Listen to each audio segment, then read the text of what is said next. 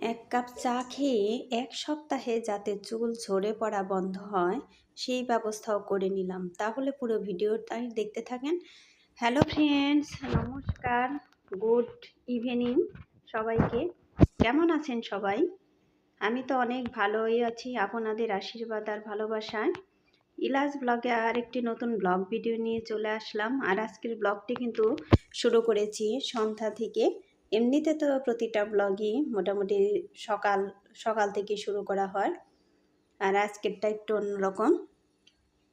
এই তো এই যে দুধ বসিয়ে দিলাম, দুধ জাল দিয়ে নিব, চা খাবে দুধ দিয়ে, দুধ চা সেই জন্য। আর এদিকে আবার এই যে থালা বাসন জমা হয়ে আছে, দুপুরে খাবারের পর থালা বাসন মাজা হয় নাই, সেইগুলো এখন মেজে নিব।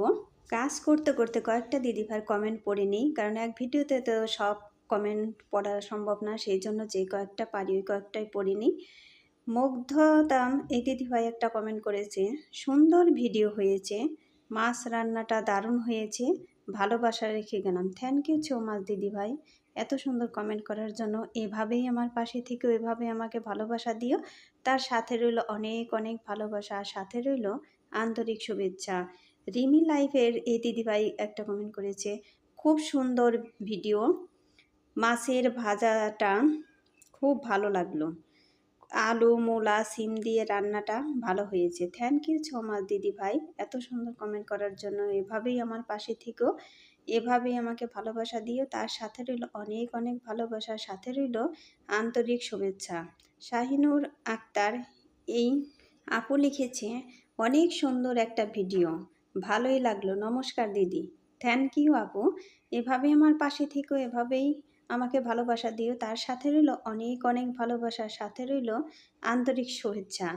দিদি নাতি ব্লগ থেকে লিখেছে, খুব সুন্দর লাগলো ভিডিওটি, রান্নাগুলি দারুণ হয়েছে, সম্পূর্ণ ভিডিওটি দেখে নিলাম, খুব ভালো থেকো। থ্যাংক ইউ সো মাচ, এভাবে আমার পাশে থেকো, এভাবে আমাকে ভালোবাসা দিও। তার সাথে রইল অনেক অনেক ভালোবাসার, সাথে রইল আন্তরিক শুভেচ্ছা। গল্প করতে করতে আমার থালা বাসন কিন্তু মাজা হয়ে গিয়েছে, এখন আমি ধুয়ে ধুয়ে নিচ্ছি ভালো করে। সবগুলা ধুয়ে তারপরে আমি রেখে দিব। জেসমিন আপু লিখেছে, বাজার গোছানো এবং কমেন্ট পড়া ভালো লাগলো, থ্যাংক ইউ সো মাচ, এভাবেই আমার পাশে থাকবে, এভাবে আমাকে ভালোবাসা দিবে। তার সাথে রইল অনেক অনেক ভালোবাসা, সাথে রইল আন্তরিক শুভেচ্ছা। নীলা দিদিভাই একটা কমেন্ট করেছে, দিদিভাই মাছিগুলো মারলে না মনে হয় আরও বেশি উৎপাদন হয়ে যায়, যা মাছ ভাজি করার জন্য খুব সুন্দর একটা টিপস দিলে।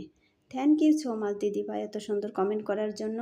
এভাবেই আমার পাশে থাকবে, এভাবে আমাকে ভালোবাসা দিবে। তার সাথে রইল অনেক অনেক ভালোবাসা, আর সাথে রইল আন্তরিক শুভেচ্ছা। এই তো থালা বাসনগুলো ধোয়া হয়ে গিয়েছে, এখন আমি গুছিয়ে নিয়েছি। আর আজকের ভিডিওটা কিন্তু একটু অন্য ধরনের। আজকে কোনো মাছ তরকারি রান্নার ভিডিও আমি দেখাইনি, শুধু এইগুলাই দেখাচ্ছি। বন্ধুরা একটা লাইক দিয়ে আমার ভিডিওটি কন্টিনিউ করবেন, আপনাদের একটা লাইক আমার ভিডিওটিকে এগিয়ে যেতে সাহায্য করবে। আর ভিডিওটি স্কিপ না করে পুরোটাই দেখবেন, আশা করি ভগবানের কৃপায় অনেক ভালোই লাগবে। আর আমার চ্যানেলে নতুন হয়ে থাকলে একটা সাবস্ক্রাইব করে পাশে থাকা বেল আইকনে ক্লিক করে দিবেন, তাই নোটিফিকেশন চলে যাবে সবার আগে আপনার কাছে। এই তো আমরা কিন্তু খাবো রং চা, আমার মেয়ে আবার খাবে কফি, সেই জন্য ওকে এই যে কফি বানাই দিব। আগে পাউডার দুধ দিয়ে দিলাম, তারপরে কিন্তু কফি মিশ্রি এগুলো দিয়ে দিব, আর ওগুলোর সাথে গরুর দুধও দিয়ে দিব। এই দুই দুধ মিশিয়ে দিলে কিন্তু কফি বা দুধ চাটা খুবই ভালো হয়। ও আবার কফি খেতে খুব পছন্দ করে, সেই জন্য ওকে কফি বানিয়ে দিব।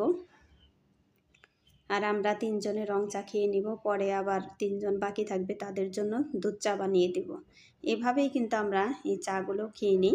সুমি দিদিভাই লিখেছে, বিছানা গুছিয়ে রান্না বান্না করতে এলেন, সবার কমেন্ট পড়ে নিলেন, সব মিলিয়ে ভিডিওটা খুব ভালো লাগলো। থ্যাংক ইউ সো মাচ দিদিভাই, এত সুন্দর কমেন্ট করার জন্য। এভাবে আমার পাশে থাকবেন, এভাবে আমাকে ভালোবাসা দিবেন।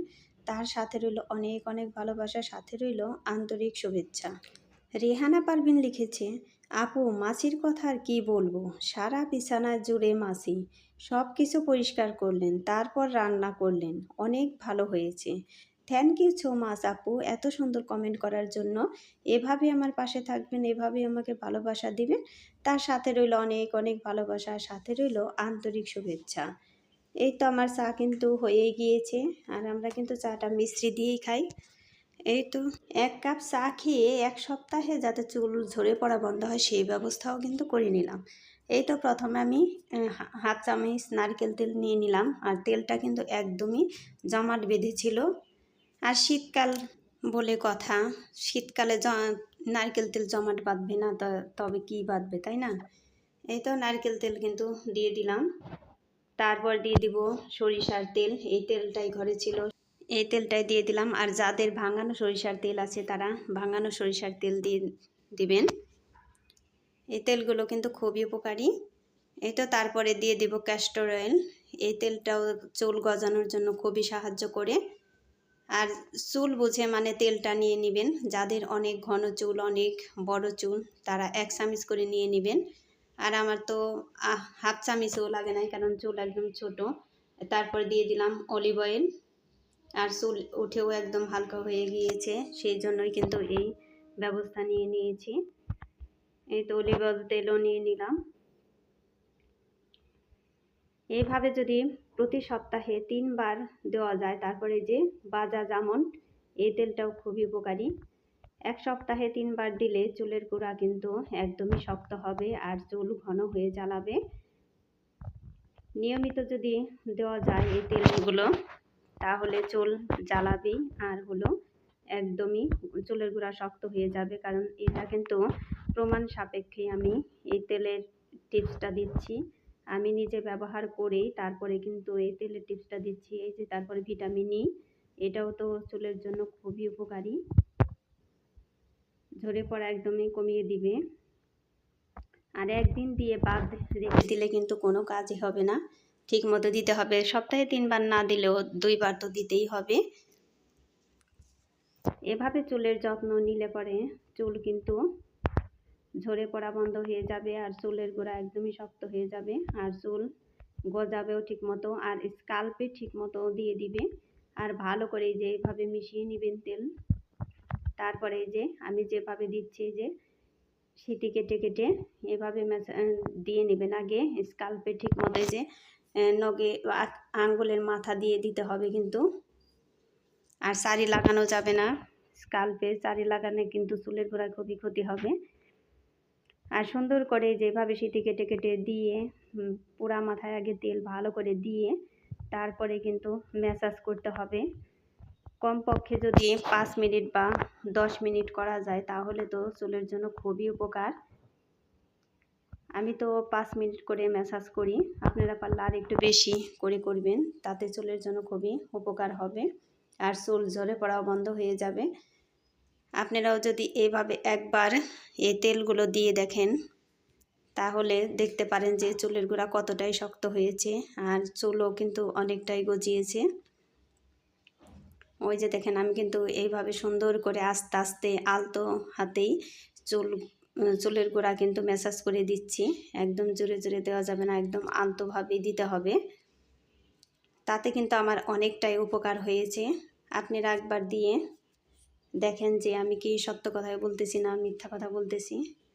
আর অনেকেরই 1 সপ্তাহ বা 1 সপ্তাহের বেশি লেগে যেতে পারে। 1 সপ্তাহে যে চুলের গোড়া ঠিক হয়ে যাবে তা কিন্তু নয়,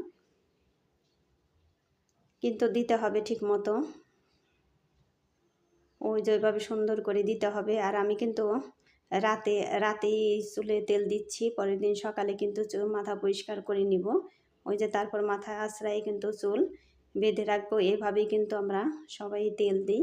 আর বন্ধুরা, আমার ভিডিওটি ভালো লাগলে বন্ধুদের মাঝে শেয়ার করে দিবেন, আর সবাই কিন্তু আমার ভিডিওটা ফুল ওয়াচ করে দিবেন। আমি কিন্তু সবারটাই ফুল ওয়াচ করে দিই, যারটাই দেখি সবারটাই কিন্তু ফুল ওয়াচ করে দিই এবং কমেন্ট করে আসি, কিন্তু উচ্চারণ করে লিখে দিই না যে লাইক করে দিলাম, কমেন্ট করে দিলাম, এগুলো লিখি না। সবাই ভালো থাকবেন, সুস্থ থাকবেন, এই কামনা করে আমার ভিডিওটি শেষ করছি। আর পরবর্তী ভিডিও দেখার অনুরোধ রইল। টাটা।